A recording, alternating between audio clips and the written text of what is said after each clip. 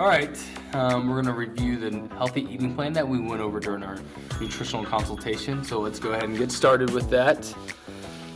You see this sheet is laminated. Why it's laminated is that you're going to check your boxes throughout the day. At the end of the day, you're going to erase and start over the next day. You can see how that goes bye-bye. Let's go to the top of the healthy eating plan right here. 1,800 calories for this person. That's their calorie level for the day. Everybody's going to have an individual calorie plan that's based off your anthropometric data like height, weight, age, gender, and activity level. Let's go down to the check boxes now. What contributes to calories is carbohydrates, protein, fat. Fat is subcategories into bad fat. Water check boxes, just kind of a reminder of how much water you want to shoot for each day. You see each check box of water is 8 ounces. And then vitamin, and you see where it says children's chewable. Probably I talked to you about that, but why we recommend chewable vitamins is last year in the news they were talking about Centrums being found in porta potties where they weren't being digested. You could still see where it said Centrum. So we just recommend children's chewable because they're a little bit more absorbable than your regular vitamin, plus they're kind of fun to take. Let's go back up to carbohydrates. Carbohydrates are on the first side of this page. Every serving of carbohydrates is 80 calories or 15 grams of carbohydrates. There's going to be other things within a serving of carbohydrates that will contribute to that 80 calories, but for the most part, you can just use that as a good indicator that 15 grams of carbohydrates is going to be equivalent to one serving. And then you see this person gets 10 to 12 servings a day of carbohydrates. Everything in this large box right here is one serving. So let's go down here and look at this, for example, a fourth of a bagel. Nobody in their right mind is going to eat a fourth of a bagel, or I'm not at least. So if you had a half of a bagel, you would just count that as 2 boxes versus 1. Let's say you had a granola bar or a large piece of fruit and it was 120 calories. You go up here, you see every serving of carbohydrates is 80 calories. So you would mark 1 box, that would be 80 calories. And how I did an X, you could say it would be half of another X. So that would be equivalent to 120 calories.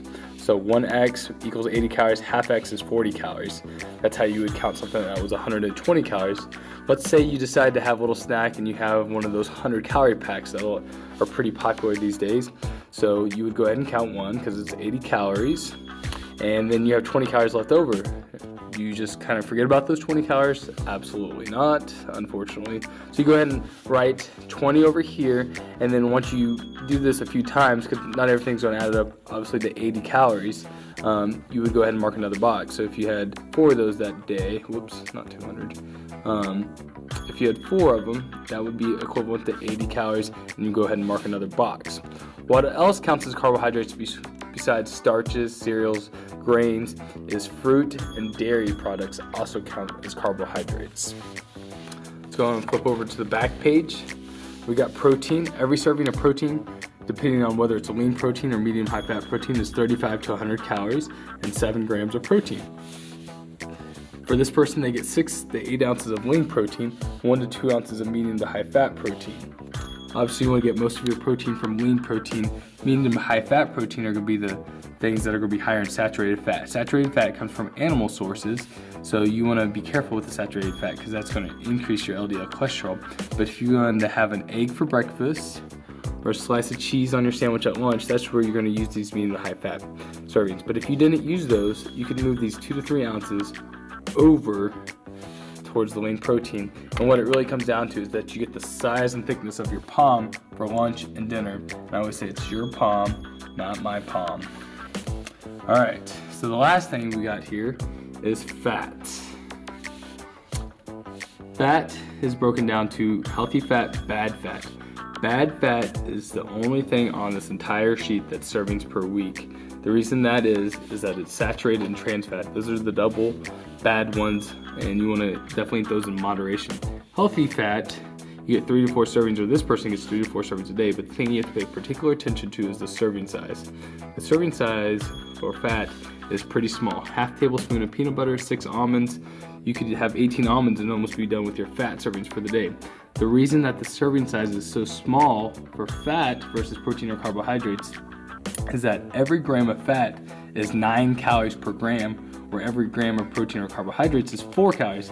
So fat adds up twice as fast because 9 calories versus 4.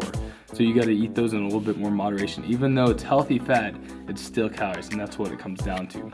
So you're like, how do I count things?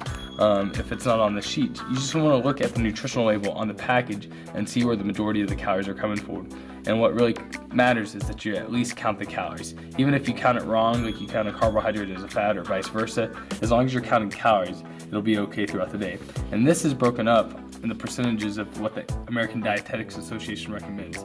So you can have anything you want on our healthy eating plan, you just have to count it. That's where we talk about the correlation between quality and quantity. As your quality goes up, so does your quantity.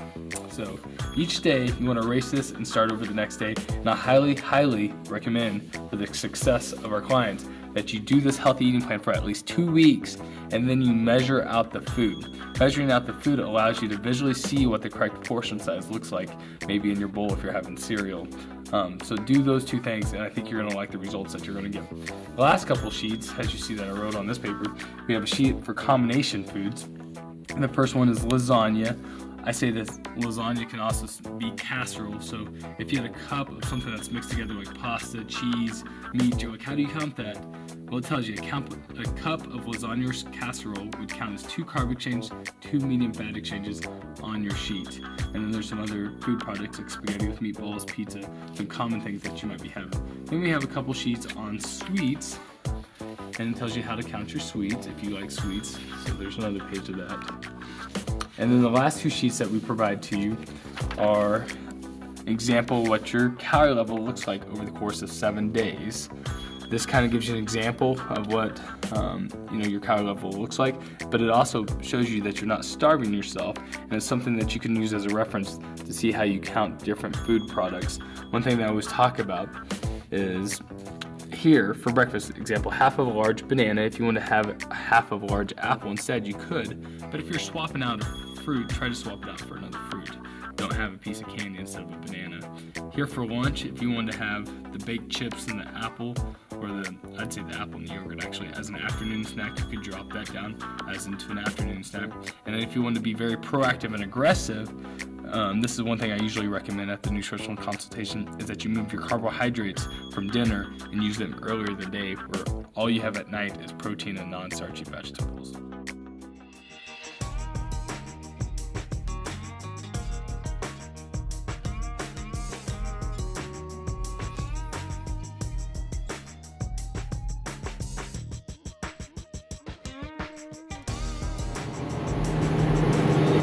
Alright, now we're at the grocery store, and we're going to start off in the produce, but before we start in the produce, you've probably heard of this suggestion before. You want to try to buy as much at the grocery store on the outside of the store. Outside of the store is where the food is not processed. On the inside, that's where they're starting throwing sodium, trans fat, all that nasty stuff that you don't really need to be eating. In the produce area, the thing that you want to think of is non-starchy vegetables and fruit. The quality of fruits and vegetables go fresh, frozen, canned, and we'll kind of talk about the different ones here in a little bit. On fruit, I give you kind of a radical suggestion. You want to eat fruit that you can actually eat the outside of the fruit. Like you can eat the outside of an apple, but you can't eat the outside of a banana or watermelon or cantaloupe. Why I recommend eating things like apples, peaches, pears, berries is that the outside is where the fiber is. The inside of the fruit is where the sugar is. So you want to get both the fiber and the sugar when you're eating fruit. And once again, like we talked about earlier, you want to get fruit that's the serving size of a tennis ball roughly. Like you can see this is a little bit bigger than a tennis ball. So this might be a serving and a half on your healthy eating plan. So look for the smaller fruit that's about equivalent to the size of a tennis ball. On the non-starchy vegetables, once again, you see a lot of this stuff is non-starchy vegetables, but the 3 starchy vegetables that you kind of eat in moderation are the corn, the potatoes, and the peas. Everything else, like green beans, carrots, asparagus, broccoli, cauliflower, those kind of things are going to be your non-starchy vegetables. One thing that I like to recommend is, everybody eats salad, and I'm a big advocate of salad, but where they go wrong is the dressing. So one thing that we're going to talk about is some dressing recommendations. I'm going to give you several. One dressing recommendation that I like about here at Price Gooder is they have this yogurt dressing. And one thing, I don't know if some people like the thicker dressing. I'm more of a thicker dressing person. And this is a good alternative to your traditional fatty dressing. We'll just do a little comparative analysis here. If you go down here, we've got 2 Caesar salads, or 2 Caesar dressings, the one with yogurt, the regular Caesar dressing, and let's just look at the fat content of the 2 Caesars. The yogurt dressing, 6.5 grams of fat for 2 tablespoons. You come over here to the regular Caesars, 2 tablespoons, bam, 15 grams of fat, almost triple the amount of fat. So you're gonna save quite a few calories with going with the yogurt, and you're not really sacrificing that much flavor. I actually like the yogurt dressing better. One other thing that I like to do with this dressing is for fish, I'll put a light coating of the yogurt Caesar dressing on the fish, and I'll sprinkle a few Italian breadcrumbs. That makes a delicious recipe for fish. So let's just say you had that sweet tooth, you're just like, man, I wish I could just dive into something sweet. What people get in trouble with is that they overindulge the sweets. One thing that I recommend is getting some grapes, and I like red grapes personally, and they have the resveratrol, which is kind of like what's in red wine. It's cardiovascularly healthy for you. But what I do is I freeze my grapes. 17 frozen grapes counts as 1 carb exchange on your healthy eating plan. And obviously if they're frozen grapes, they're going to take a little bit longer to eat, and hopefully they satisfy that sweet tooth that you might have. Here's the tricolor peppers. I always like to point this out. You see it's colorful, it's zestful, it adds some spunk to your plate. I have a delicious recipe on the website that uses this tricolor peppers. It has the honeysuckle ground turkey, has brown rice, it has that mystery Cheetos that I'm in love with, it has a little Louisiana hot sauce, which is just any old regular hot sauce, and that's a great recipe. I would check that out, it's on the website. Alright. So you guys might roll your eyes a little bit with this recommendation, but I promise it has the same kind of texture, feel, consistency in your mouth as chips and salsa. Chips, cheese, crackers, those are all things you're going to get in trouble with. Celery and salsa is a great alternative. You're like, what? Celery and salsa? Trust me, try it. It has the same kind of texture and feel in your mouth as chips and salsa with just a fraction of the calories. And actually, we talked about the celery. Celery is one of those things that your body burns more calories consuming than it does that's actually in the food product.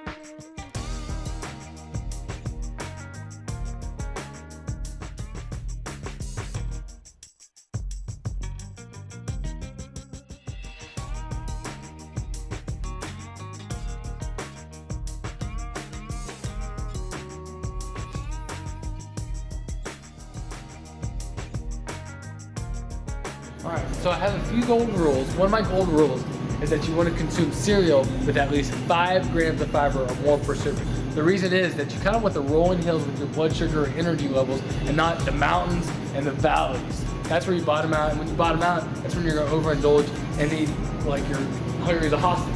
So let's just look at some good cereals that have 5 grams of fiber or more per serving. One that I really like is the Kashi Golden Crunch. I personally like the Honey Almond Flax, but one thing that it not only has, you see the 8 grams of fiber, which I said the golden rule, 5 grams of fiber, it has some protein in it, but it's a hard cereal. This is not a cereal you can eat fast. So remember, I said it takes 20 minutes for the vagus nerve to send that signal to the brain and say, hey, silly, shut down, you're full. So this is just gonna take longer to eat, so I like this harder cereal. But the Kashi brand in general is a good cereal to go with. Most of their cereals are gonna have that 5 grams of fiber.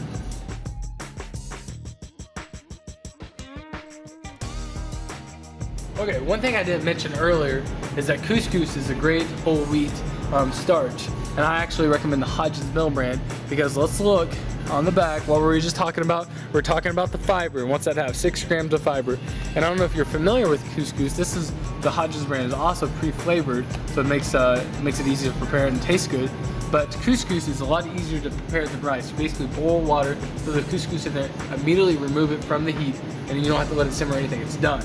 Boil water, throw it in there, remove it from the heat, you're done. You got some nice couscous. I like to mix that with my fish or chicken, especially the fish recipe that I was talking about with the fruit salsa. That's a great combination right there.